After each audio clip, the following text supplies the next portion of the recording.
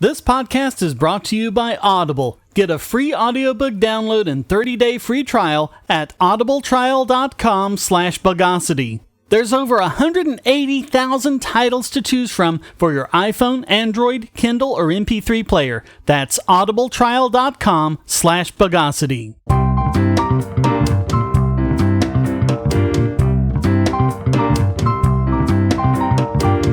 Welcome to the Bogosity podcast for the 20th of June 2016, the podcast that's fit to print.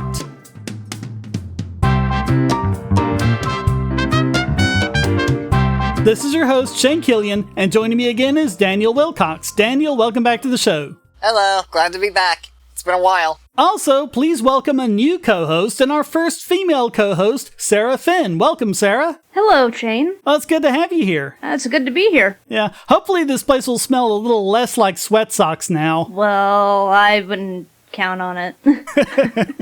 So tell us a bit about yourself. Well, I am 25 years old. I was born in North Carolina.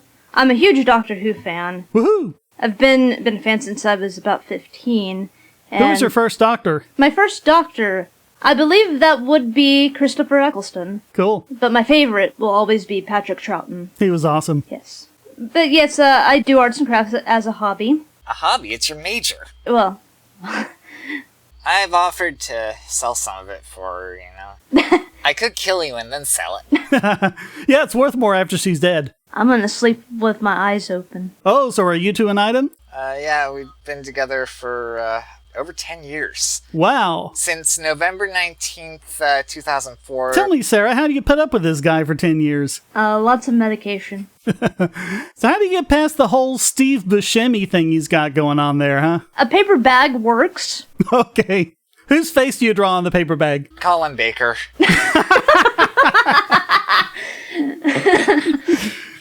All right, let's designify the news of the bogus.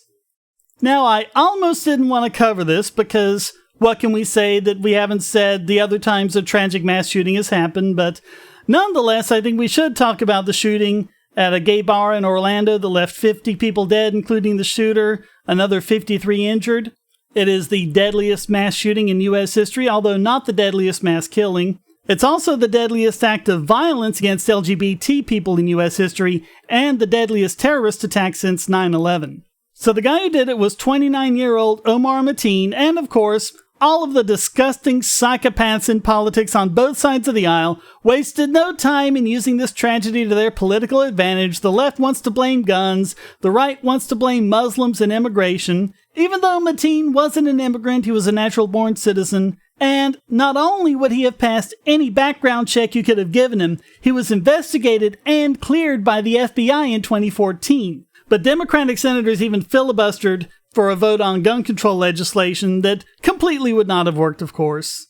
Yeah. First off, I want to say my condolences to the friends and family of those killed by Mr. Mateen. Oh, absolutely. My mother-in-law works with a guy whose nephew was killed there. Oh, man. Yeah. I really wish that there was a way that we could solve hate, but there isn't. Well, just enlightenment, but that takes time, and you need to do exactly the opposite of what we're doing now. Yeah. I mean, the bodies weren't even cold yet, and people were trying to push their solution. That's the thing. People are so desperate for a positive solution, any sort of proposition of a positive solution, that they'll just latch on to anything, It's understandable. Yeah, and the thing I keep seeing now is, if it hadn't been for the high-capacity magazines, someone could have tackled him while he was reloading. The thing is, he did reload several times, and there was even one point where his gun jammed for a little bit and he couldn't shoot at all. I think the scary idea is that there's probably not much you can do about these other than what we've talked about, just because this was another gun-free zone. If you have armed people present, at least you have a chance. But as far as preventing it is concerned, I really think we're going to have to start thinking of this like earthquakes and tornadoes. You can't really prevent them. You just have to try and prepare for them as much as you can. Yes, and I think it is up to the people to be watchdogs when there's even the chance of something like this happening. Yeah, and at least Gary Johnson acted with class and just appealed to people not to politicize the tragedy at all. Yeah, the chances of that happening tend to range from slim to fat. Yeah. Yeah, but maybe if you have more and more prominent people saying this, it could have an effect. But I do have an article from a few years ago in the Chronicle of Higher Education. It was written after the Newtown shooting, and it's good because it goes over a lot of the myths about mass shootings and what should or even can be done about them, and a lot of them I think still apply today. Like they talk about the myth of mass shootings are on the rise, and it points out, quote, over the last 3 decades, there have been an average of 20 mass shootings a year in the United States, each with at least 4 victims killed by gunfire. Occasionally, and mostly by sheer coincidence, several episodes have been clustered closely in time. Overall, however, there has not been an upward trajectory. To the contrary, the real growth has been in the style and pervasiveness of news media coverage, thanks in large part to technological advances in reporting. But I think a lot of it's like Dave and I make these jokes all the time about 2016's killing spree, especially in musicians, but it's not like 2016 is cursed or anything, it's just the kind of clustering you normally get with random data. I believe you once said something along the lines of, the fact that these things get so much news coverage is testament to their rarity. It's when people stop talking about them that you should worry. Yeah, I mean, that's what news is. You know, you don't hear about the car accidents because car accidents, you'll see it on your local news, but it's not often that that'll make, national news because there's just so many of them. But I think a lot of people with the statistics, they're like, oh, well, look in the last 3 years and see how much more there's been. Well, why are you looking at the last 3 years and not the last 4? Because you have the Texas sharpshooter fallacy where you just pick that range, with that little statistical clump and you go, oh, look, it's so much more now. And they also say the myth is mass murderers snap and kill indiscriminately. Quote, mass murderers typically plan their assaults for days, weeks, or months, and this was absolutely the case with Mateen. Apparently, he had been working on this for several months. Apparently, he had even gone to the bar itself many times and become known as a regular there. So, a waiting period's not going to help, oh, you have to have a waiting period for a week. Well, they plan it longer than a week, so. And he would have done it regardless of how many guns that he had. Right. You don't need guns to kill a lot of people. Wasn't there an incident in China a few years ago with a mass knifing? Yeah, it was a knife attack and like 30 people were killed. Mm-hmm. The next myth is, enhanced background checks will keep dangerous weapons out of the hands of these madmen. Quote, most mass murderers do not have criminal records or a history of psychiatric hospitalization. They would not be disqualified from purchasing their weapons legally. Certainly, people cannot be denied their Second Amendment rights just because they look strange or act in an odd manner, because then Daniel would be in trouble. You don't know the half of it. And the next is, restoring the federal ban on assault weapons will prevent these horrible crimes. Quote, the overwhelming majority of mass murderers use firearms that would not be restricted by an assault weapons ban. In fact, semi-automatic handguns are far more prevalent in mass shootings. And this is the next part I have the problem with. Of course, limiting the size of ammunition clips would at least force a gunman to pause or reload to switch weapons. And I think we just covered that. He was pausing to reload and it even jammed and he still wasn't stopped, And the next is greater attention in response to the telltale warning signs. Quote, while there are some common features in the profile of a mass murderer, depression, resentment, social isolation, tendency to blame others for their misfortunes, fascination with violence, and interest in weaponry, those characteristics are all fairly prevalent in the general population. Any attempt to predict would produce many false positives. Actually, the telltale warning signs come into clear focus only after the deadly deed. Those seem pretty, standard things to me. I even have some of them, I'm pretty sure. Oh, yeah. Everyone does, I think. And the next is about mental health service, how we need to increase our mental health screening and everything. Quote, with their tendency to externalize blame and see themselves as victims of mistreatment, mass murderers perceive the problem to be in others, not themselves. They would generally resist attempts to encourage them to seek help. So wait, don't a lot of these traits apply to SJWs? Yeah, I was debating whether or not to bring that up because I don't want to politicize this, but yeah, there does seem to be a correlation there. I think there is a term for it, really high narcissism, but I can't really recall it at this moment. Well, there's victim complex. That'll work. And then the next one is on increasing security in schools and other places. Quote, most security measures will serve as only a minor inconvenience for those who are dead set on mass murder. If anything, excessive security and a fortress-like environment serve as a constant reminder of danger and vulnerability. And there's just something about my mind, whenever I go to a place where there's screening and searching and metal detectors and everything, my mind just kind of automatically darts around and sees 5 or 6 ways you could bypass all of that. School is already like prison. Yeah, even the architecture. Didn't they, at one point, as a punishment for people who didn't follow the dress code, make students wear orange jumpsuits or something? There's this one school I remember. I remember something like that, one story somewhere, yeah. The next is about students participating in lockdown drills, and as a Cold War kid, I can tell you all about those. Oh, look, there's the flash of the nuclear blast. Hide under the desk. That'll work. That's one of those things where you're kind of making the appearance that you're doing something, but as the article points out, what you really want to do is train the faculty and staff and then just teach the students anytime there's an emergency like that, just obey the instructions of the teacher. In a shooting situation, wouldn't that just make people easy targets? Well, yes. It depends. I mean, it's hard to shoot what you can't see. So as long as you can get out of sight. Well, not with a school desk. Well, yeah. But I think playing dead was another thing that people did in Orlando. Yeah, I think one survivor used the bodies of other victims to hide herself. Yeah. You gotta do what you gotta do. Alright, so the next one I really take issue with. Expanding right to carry provisions will deter mass killers or at least stop them in their tracks and reduce the body counts, which we know it will because of Davy Barker's analysis. I'm not going to cover it yet again, but they say, quote, mass killers are often described by surviving witnesses as being relaxed and calm during their rampages owing to their level of planning. In contrast, the rest of us are taken by surprise and respond frantically. A sudden and wild shootout involving the assailant and citizens armed with concealed weapons would potentially catch countless innocent victims in the crossfire. Now, can anyone point to one case where that's happened? In the cases where we've actually seen, and we've got a story coming up we're going to go over, where you actually seem to have this happening, they actually do stop them in their tracks. And so the last myth is we just need to enforce existing gun laws, that's the NRA's position on it, as well as increase the threat of the death penalty. Mass killers typically expect to die, usually by their own hand or else by first responders.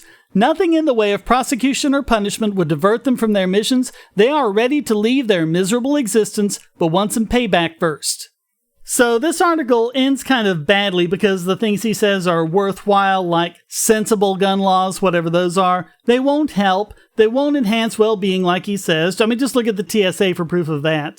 And again, we seem to be avoiding the conclusion that sadly there probably isn't much you can do to stop someone who's ready to give his life to do great harm other than just being able to defend yourself and others around you. I don't really know if there's much that people in Pulse could have done. With the loud music, I don't know if they would have been able to respond in time. Well, it's not a guarantee, but at least it's a chance. So, let's look at this next article, and I was pleased to see this in the Washington Post, detailing several examples of what Mother Jones and other people who are that Mother Jones and stupid say never happens. Oh, Mother Jones! Armed citizens actually stopping mass shootings. And this is an article from Eugene Volokh, who says, quote, naturally, such examples will be rare. Even in states which allow concealed carry, there often aren't people near a shooting who have a gun on them at a time. Many mass shootings happen in supposedly gun-free zones, in which gun carrying isn't allowed. That was the case in Orlando. And there is no central database of such examples, many of which don't hit the national media, especially if a gunman is stopped before he shoots many victims. Moreover, at least some examples are ambiguous because it might be unclear whether the shooter had been planning to kill more people when he was stopped. But I mean, let's think about it. Let's say there had been a couple of armed people in Pulse when the shooting started. They pulled out their guns, they took down Mateen after he had killed, say, 2 or 3 people. You wouldn't know that they had just stopped the biggest mass shooting in U.S. history. There'd be no way to tell that. Yeah, you got to remember your Bastion, the seen and the unseen. So he covers his examples. So I think we talked about the Uber driver. earlier this year. There's also one in a Philadelphia barbershop where Warren Edwards opened fire on customers and barbers. Another man with a concealed carry permit shot the shooter. And a police captain said, quote, "I guess he saved a lot of people in there." Again, they always have the getaway of, well, you don't know he would have killed other people, but... It's kind of like how reluctant he is to say it, like, I guess. Yeah. He's just mad that he didn't stop it. And then you have a hospital near Philadelphia in 2014. Richard Plotz shot and killed a psychiatric caseworker and shot and wounded his psychiatrist, Lee Silverman. Silverman shot back and took down Plotz. Delaware County DA Jack Whelan said, quote, "If the doctor did not have a firearm and the doctor did not utilize the firearm, he'd be dead today. And I believe that other people in that facility would also be dead." And you also have the chief of police, Donald Molyneux, saying, quote, "I believe the doctor saved lives." And they said that Plotz was carrying 39 unspent rounds when he was arrested. So then there's Plymouth, Pennsylvania in 2012. Another one near Spartanburg, South Carolina in 2012. You can read about all of these. One in Atlanta in 2009. Winnemucca, Nevada. I don't know if I'm pronouncing that right. In 2008. Colorado Springs, Colorado in 2007. Endino, Pennsylvania in 1998. And he finishes off with the Pearl, Mississippi shooting, which we've talked about before. And he says, quote, "Always keep in mind that mass shootings in public places should not be the main focus in the gun debate, whether for gun control or gun decontrol. They, on average, account for much less than 1% of the U.S. homicide rate and are unusually hard to stop through gun control laws, since the killer is bent on committing a publicly visible murder and is thus unlikely to be much deterred by gun control law or by the prospect of encountering an armed bystander." Of course, he might be deterred by a bullet through the head, but hey. I think that was what he was looking for anyway. Yeah. As far as deterrence, though, I'm a little iffy on that. Yeah, you're not going to stop him from making the attempt, I don't think. Yeah, I don't think that would work, because like you said before, a lot of them go in intending to die almost. But at least you can help keep the body count down. So good on Eugene Volokh for writing this, and good on the Washington Post for publishing it. Now, one more I did feel that we should include. Apparently, the Black Lives Matter people don't listen to Gary Johnson. What a shock. There was a vigil on Monday at the University of Missouri in memory of the Orlando shooting victims, and of course, the spoiled, entitled rich brats who make up the Mizzou Black Lives Matter movement, they just couldn't stand someone else getting all the attention, so they had to take the stage and protest it. Now, there was nothing racial about the Orlando attacks. In fact, Martinez specifically said that it wasn't about race, it was about the U.S. dropping bombs over in the Middle East, but they just had to make it a racial issue anyway. One of them, Tiffany Malecchio, said, quote, "I wish this many people came down to our racial demonstrations and our Black Lives Matter movement, because one person shouting the N-word who wasn't even on campus at the same time is totally the same as 50 people being killed." Bunch of... Oh, I'm sorry, I just can't stop myself from getting angry at people like this. 50 people are dead, but you want to make it about you. Okay. It's okay. I've had my share of outbursts too. That golden rice incident, if you remember. Oh, yeah. There's more Bogosity on that. I've already got it on for next week's podcast. And just to point out, most of the victims were Latino. Yeah, they weren't white. But I guess they're white when they need them to be, like George Zimmerman was totally white even though he was Latino. Yeah. Malecchio said, quote, "Those are things you don't consider when you are white or when you are American. I'm tired of the black and white dichotomy we hear when we talk about race." It's like, well then why are you making it about race? Like, why did they allow these people on here? We never take the time to talk about the shades of skin in between, like mine. As much as it is awesome there's so many people here today, but it's like, who are you really here for? And one unidentified woman in the audience shouted out, "We're here for everybody." They're complaining that we never talk about the shades of skin. Why should we talk about the shades of skin? It's completely irrelevant to the shooting. The shooting had nothing to do with race. Focusing on race is in itself racist. And then you had Carl Brizendine yelling out, "We are here to be uniting, not dividing, which is what you are doing now." And so Multicultural Center coordinator Stephanie Hernandez Rivera said, "So you feel uncomfortable with the fact that the people who are murdered are Latino people?" Who said they were uncomfortable with that? That seems like kind of a leading question. Yeah. And then you also have Daniel Brizendine, who apparently is the husband of Carl Brizendine, saying, quote, I know people who would go to that club on a regular basis. And Carl had told the College Fix, which is where the story is from, quote, right here on this stage, they are segregating us as a community. They are making it a racial issue. We all lost friends there, and then said that 2 of his friends had been shot at, and his friend's partner had been killed. So, I mean, to get up and tell people who actually knew people who were there and are grieving over it, I mean, geez.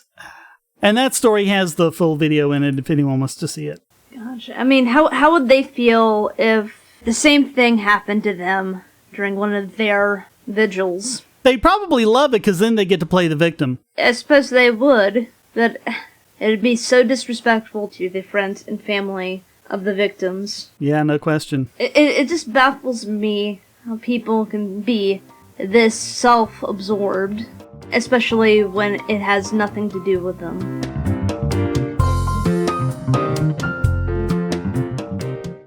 Say, if you're tired of the promos in this podcast, well, the patrons got it early and with no ads or promos. Just go to patreon.bogosity.tv and donate at any level.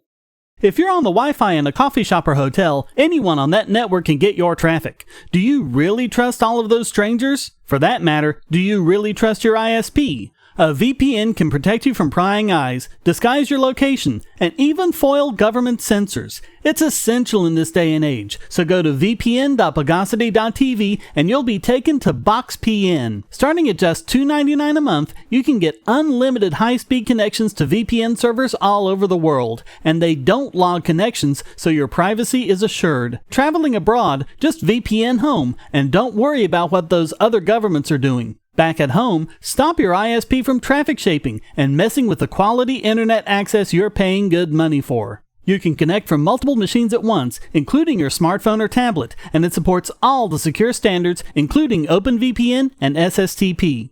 Bypass censors and surveillance with your own secure VPN connection. Go to vpn.bogosity.tv.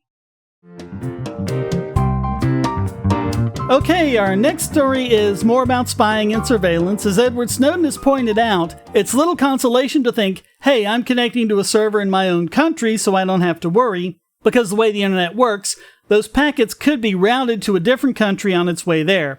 Well, now, as it turns out, several governments are deliberately having internet traffic routed internationally, specifically so they can spy on it. And so I'm linking to a summary of this article, Characterizing and Avoiding Routing Detours Through Surveillance States, and the summary says, quote, by measuring the country-level paths to popular domains, we characterize transnational routing detours, and this is all about IXPs, Internet Exchange Points, which is how the networks interconnect with each other, and the idea is to keep the traffic local, but a lot of them aren't doing that. And so we find that traffic is traversing known surveillance states even when the traffic originates and ends in a country that does not conduct mass surveillance.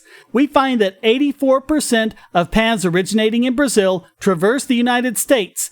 Unfortunately, we find that some of the more prominent surveillance states, e.g. the US, are also some of the least avoidable countries.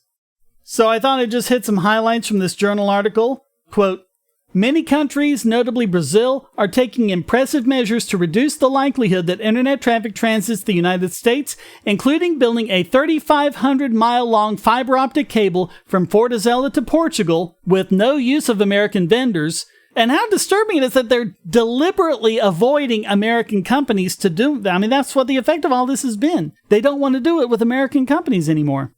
Pressing companies such as Google, Facebook, and Twitter, among others, to store data locally and mandating the deployment of a state-developed email system, Expresso, throughout the federal government instead of what was originally used, Microsoft Outlook.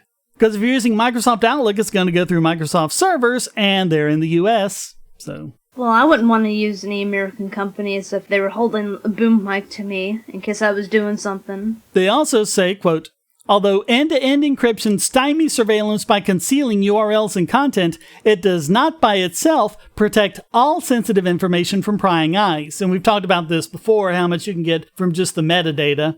They say, quote, First, many websites do not fully support encrypted browsing by default. A recent study showed that more than 85% of the most popular health, news, and shopping sites do not encrypt by default. Migrating a website to HTTPS is challenging. Doing so requires all third-party domains on the site, including advertisers, to use HTTPS. Second, even encrypted traffic may still reveal a lot about user behavior. The presence of any communication at all may be revealing, and website fingerprinting can reveal information about content merely based on the size, content, and location of third-party resources that a client loads. DNS traffic, and DNS is the system where that takes the domain name Amazon.com and turns it into the IP address, and the IP address is what you really connect to. DNS traffic is also quite revealing and is essentially never encrypted. There is an encrypted spec for it called DNSSEC, but hardly anyone's using it, and you're reliant on your local IP to do it, and if your local IP is someone like AT&T who joyfully cooperates with the NSA and people like that, then they're probably not going to do it. Third, ISPs often terminate TLS connections, conducting man-in-the-middle attacks on encrypted traffic for network management purposes.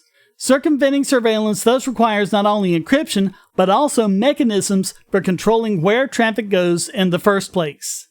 And later on they said, quote, all the countries studied except for the United States host content for a small percentage of the paths that originate in their own country.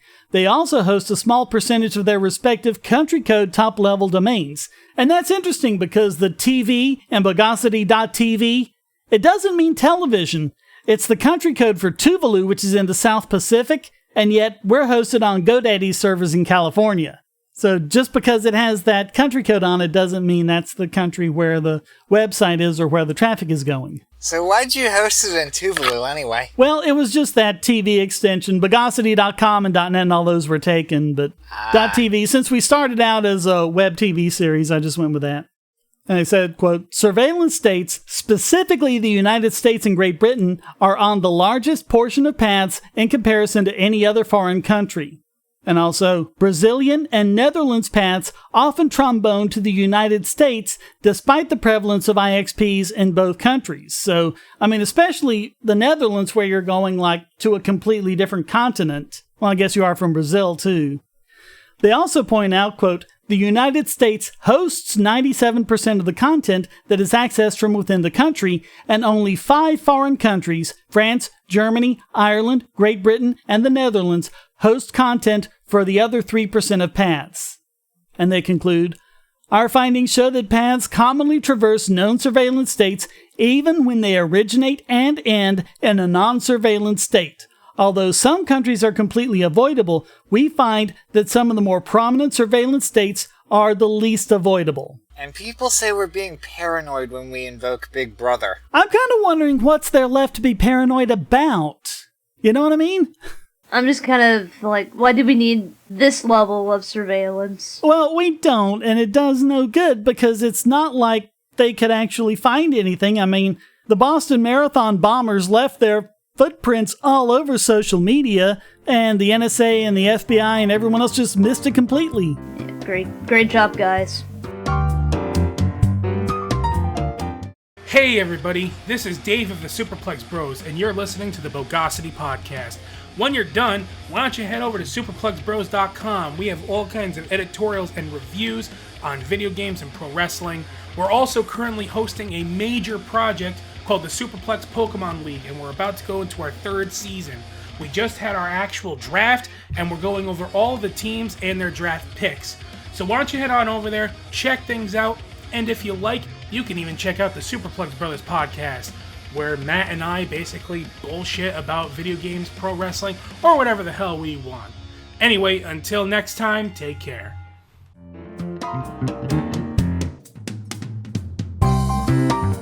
So, Finn, you're a woman, so I'm told. How do you feel about equality among the sexes? I think that's a pretty swell idea. Okay, so do you think that if men are enslaved, the solution is to enslave women too?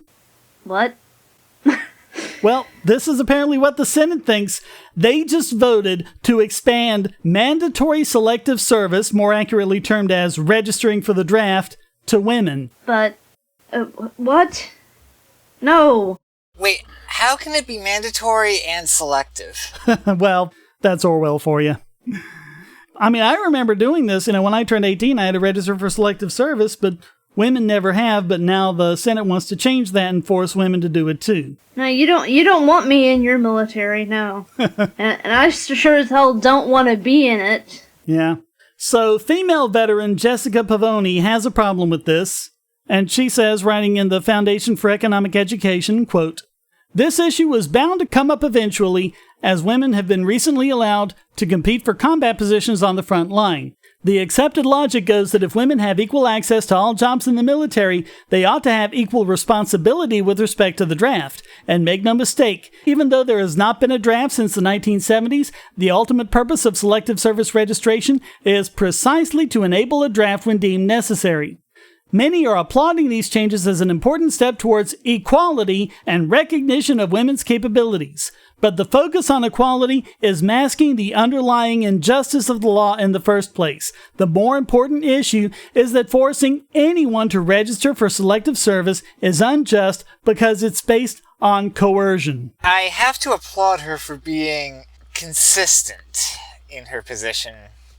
Whereas I can imagine some people would only object to women being required to register. I was actually quite surprised when I learned that when applying for stuff like financial aid, that a lot of my male classmates had to sign up for selective service. And it's actually worse than that. According to the selective service system, quote, "Failing to register or comply with the Military Selective Service Act is a felony punishable by a fine of up to $250,000 or a prison term of up to 5 years or a combination of both. Also, a person who knowingly counsels, aids, or abets another to fail to comply with the act is subject to the same penalties." So even just talking about it and saying they shouldn't do it is a crime. Well, see you guys in prison. Yeah, so much for freedom of speech. Don't worry, I'll come visit you and your new girlfriend. You know federal prison doesn't have conjugal visits, right? Thus, why she'll need a new girlfriend. Ah, okay. So she says, quote, "The law is exposed for what it really is, a statute that institutionalizes indentured servitude whenever the government sees fit. That is exactly what military service is, whether you join voluntarily or are conscripted into the armed forces. Now, if you refuse to register, your entire professional life is likely to be destroyed. Any person who recognizes the principle of self-ownership will immediately understand why requiring a person to register for the draft is the antithesis of personal freedom. If you fail to register, you risk your liberty through jail time or the fruits of your labor by paying a fine for committing no crime at all. There is no reason to believe that if women are made to register for selective service, that these penalties will change and they will infringe on women's rights the same way that they currently infringe on men's rights." Just imagine, the kind of, for financial aid, specifically, a lot of folks that apply for it are older women. So what, we're gonna make them sign up to? I don't know, there's no details. I would imagine there'd be a grandfather clause in there. I would hope so. I mean, for women with children, yeah. Yeah. I hope there's one for men with children. So, quote, "The real issue at play with this latest amendment is not whether women can or should fill combat roles and thereby be eligible for the draft. The real issue is that a selective service registration is immoral for both men and women, and that neither should be required to register at risk of becoming a felon, being fined, or put in jail.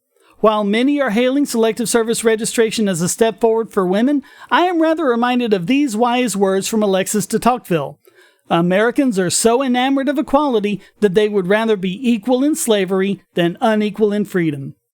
And it's true, that's the real problem with merely wanting equality as a goal into itself without any qualifications.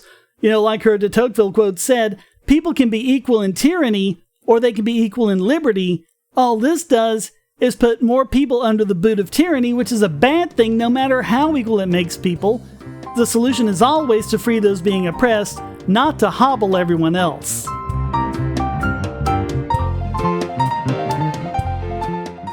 Hackers, terrorists, the NSA. But I repeat myself. Your online security is under attack, and the weakest point is your password. That's why you need LastPass. LastPass plugs into your browser and allows you to randomly generate strong, unique passwords anywhere on the web, all protected by one master password. LastPass sets up in minutes and gives you secure automatic logins throughout the web, synchronizing across all your browsers and all your computers, at home, at work, or on the road. It even securely stores sensitive form data, including credit card numbers, backup sensitive documents, membership info, Wi-Fi logins, and more. And with LastPass Premium, you can get these benefits on other applications and even mobile devices, and also get priority customer support. Sign up at password.bogosity.tv for a free month of LastPass Premium. Log in securely everywhere using the last password you'll ever have to remember. Go to password.bogosity.tv and get LastPass now. And now it's time to File 13, this week's biggest Bogon emitter. And this week it goes to Myriad Genetics for insisting that people shouldn't have the right to access their own DNA sequences and that Myriad Genetics should be allowed to patent it instead. Didn't we already deal with the patenting naturally occurring genes issue? Well, you would think so because the Supreme Court ruled that naturally occurring DNA cannot be patented, but then Myriad Genetics tried to claim that despite this ruling, its patents on the genetic testing are still valid. The courts disagreed and they struck down those patents too. So what they're saying now is that the database that they've accumulated, and specifically sequencing the BRCA1 and BRCA2 genes that have variants linked to cancer, should still be protected. And we talked about those two genes when we covered Angelina Jolie's double mastectomy, because the variants she had of those made her just incredibly susceptible to breast cancer, so she decided to just avoid it altogether. But basically what they're saying is that since they keep it in their database, you're not entitled to it. That seems like trying to claim exclusive right to a book because you happen to have it in your library. Yeah, something like that. So the ACLU has filed a complaint pursuant to HIPAA on behalf of 4 patients who experienced cancer, which included breast and bladder cancers, or members of family with a history of cancer. All of these patients received genetic testing from Myriad Genetics. They had later asked for all of their genetic information, not just the results, but Myriad refused to give it to them, and ACLU said, quote, "The patients want full access to their genetic information because they know that the understanding of genes and their variants is constantly evolving, and they want to be able to proactively monitor their own cancer risk and that of their family members as scientific knowledge and clinical interpretation of genomic information advances. Most importantly, the patients, many of whom have uncommon genetic variants, are concerned that Myriad controls much of the data about BRCA1 and BRCA2 genetic variants in a proprietary database. This impedes the ability of researchers to better understand whether these variants are connected with various types of cancer. The patients want to have the option of sharing their data with the broader research community." This just boils my blood. It's like you're telling people that they don't have a right to their genes. It doesn't belong to you. Well, and more broad than that, they don't have a right to access their own health information, which HIPAA says they absolutely do. What? Yeah. And the ACLU points out, quote, "In 2014, the U.S. Department of Health and Human Services amended the HIPAA regulations to make it clear that all laboratories which were previously exempted are subject to this obligation, and earlier this year, HHS released guidance stating that with respect to genetic testing, patients have a right to access not only the laboratory test reports, but also the underlying information generated as part of the test, including the full gene variant information generated by the test, as well as any other information in the designed record set concerning the test." Well, I know that your family has a history of cancer. Oh, yeah. So imagine if you were in the position that these people find themselves in, where you cannot access your genetic information so you can monitor your health. Oh, dear. Yeah, that's a good point. I'm not very knowledgeable on this sort of thing, so yeah, thanks for putting that in context. Well, and a lot of this is still pretty young. They've been cautioning people, don't just look at the genes and start panicking. You actually ask your doctor what it means. But the point is, the research is continuing and it's changing. And as long as you have access to that, then you can kind of keep up with what the new information says. And I mean, my family in particular has a history of diseases that will degenerate the spine. That is something that can be determined with genetics. Yeah, and if they can figure out the genes it's associated with, that might lead to being able to prevent it with some kind of gene therapy or something. Yeah, and so this is why having this information freely available is so important. Yeah, because the first step is knowing about it. If you don't know about it, then there's nothing that can happen. And then when you do know about it, it's too late to do anything about it. So all of that makes Myriad Genetics this week's biggest Bogon emitter. Now you can make Amazon purchases with Bitcoin by going to purse.bogosity.tv. That's P-U-R-S-E. Moreover, most purchases can be made at a discount. Save an average of 20% just by buying from Purse, or get even greater discounts by linking your Amazon wish list. Go to purse.bogosity.tv.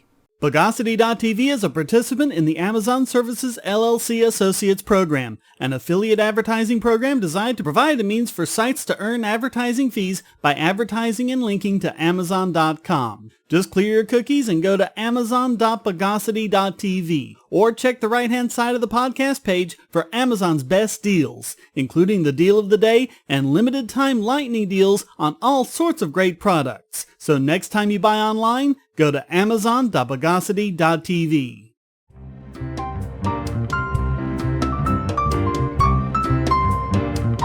And now let's invert the derivative of this week's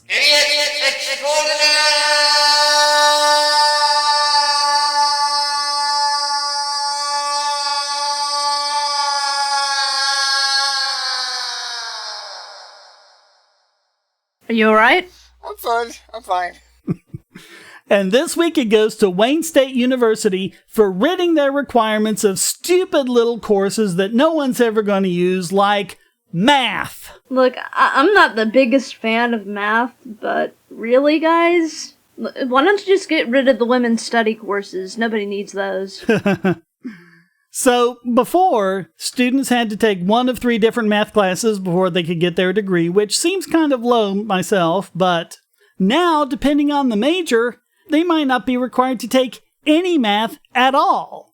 And it's going to be left completely up to the individual departments. So when you get on that women's study track, you might not need any math courses at all, because who wants things like logic getting in the way? Next thing, they'll be making these women's study classes mandatory. There's probably some places looking to do that, if they haven't already. So, according to the school, quote, "This decision was made largely because the current math requirement is at a level already required by most high school mathematics curriculum."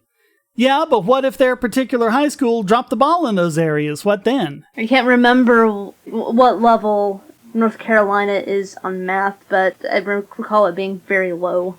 Yeah, there's no calculus requirement, I think. I think it's all basic, trig, algebra, and geometry. Yeah, no calculus for high school. To be honest, most of the math I remember and that I learned is stuff I learned after school. Oh yeah, very much so. Same here. They had a course for us. It was a course for people that weren't really getting the regular math classes, but they didn't want these kids failing over and over again. But basically, we had a class that was pretty much just wasting time. But this article mentions about how engineers need a lot more math and different math than a social worker. And, of course, it does make sense to let departments customize the requirements, but we're talking about potentially vital skills. Math, when it's taught properly, like it usually isn't, it teaches you problem-solving, critical thinking skills, and maybe if more social workers had that, there wouldn't be as many problems as there are now. Why let a little thing like critical thinking get in the way of taking people's kids? Yeah. But personally, I've said this before, I think everyone should be taught how to code a computer program, because learning that process forces you to take the problem, break it down into a series of steps, and when something goes wrong, figure out where along that process the mistake is made. And so even if you never program again in your life, knowing that is just so beneficial. It's a great skill to have. One of the big problems with how we teach math is that we teach it kind of in a vacuum without really giving people an understanding of the practical applications and needs. Yeah, and it's also focused on calculation, which is just a tiny part of what math is all about and the part that computers can do for us nowadays. So it doesn't really make a lot of sense. Part of me just feels that Wayne State's decision is entirely pointless. Because, you only required one class to begin with. Yeah, it was kind of low. Really, what's the point of dropping this entirely? But, of course, half the reason they still teach us mainly calculation is, you're not going to have a calculator in your day-to-day life. Except we pretty much do now. Yeah, it's called my smartphone. Yeah. Yeah, it's basically as much of an artifact as still having to learn cursive, even though we have ballpoint pens. Yeah, it's just that 19th century Prussian model that they all still cling to. So all of that makes Wayne State University this week's Extraordinaire!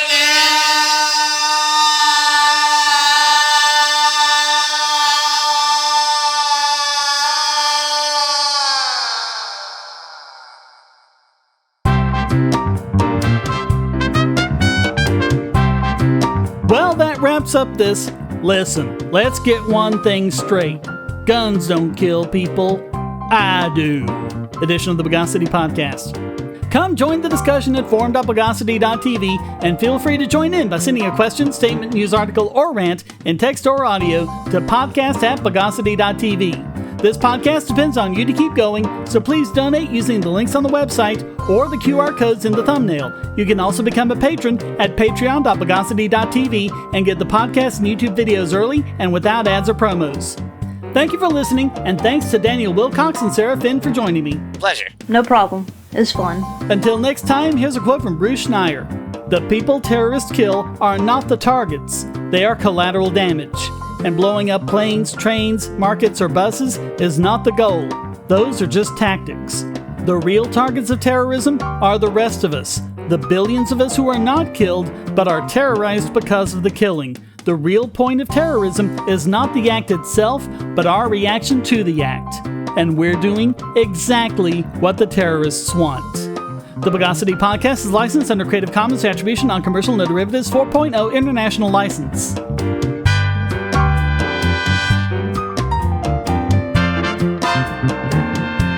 Bogosity.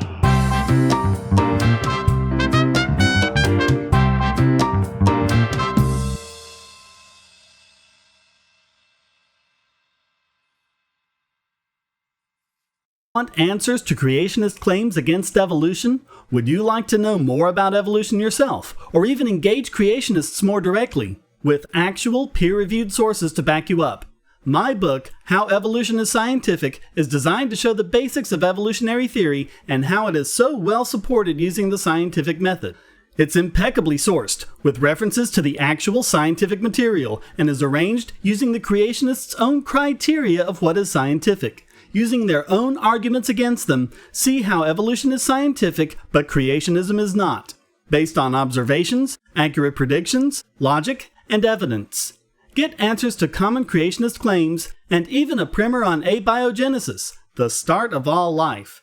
It's all in my book, How Evolution is Scientific, available at Amazon and on Kindle, EPUB, and PDF as well. Get How Evolution is Scientific and never be taken in by creationists again.